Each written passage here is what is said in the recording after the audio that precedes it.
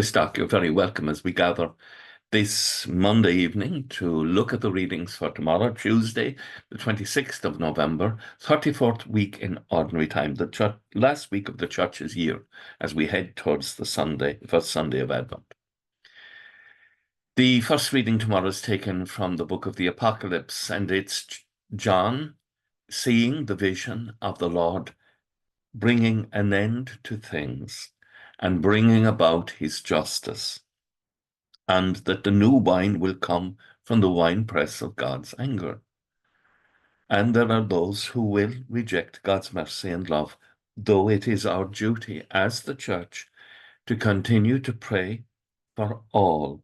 No human being is our enemy. Paul reminds us it's not against flesh and blood that we contend, but against the spirits, the evil ones. So there are people in the world who will criticize us and attack us and regard themselves as our enemies, and we pray for their salvation. Jesus said, love your enemies, do good to those who hate you, pray for those who persecute and calumniate you.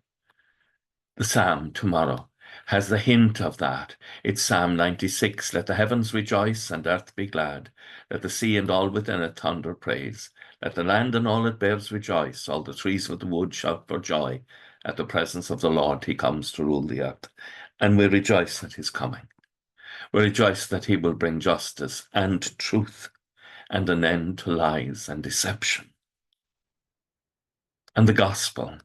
The gospel is Jesus foretelling the destruction of the temple. If you look behind me on the video, you can see, for example, Skellig Michael and the beehive huts there.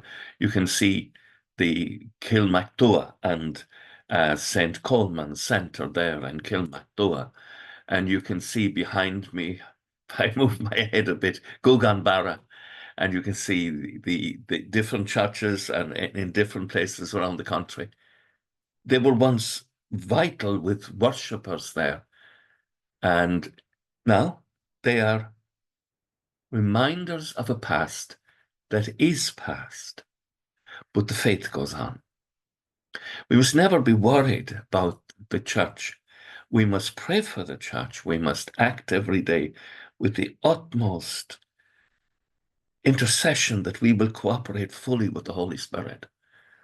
But the Holy Spirit is in charge of the church. And sometimes there will be communities here or there, and they will pass into time.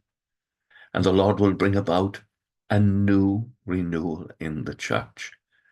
For the Lord is sovereign, and he knows what is best.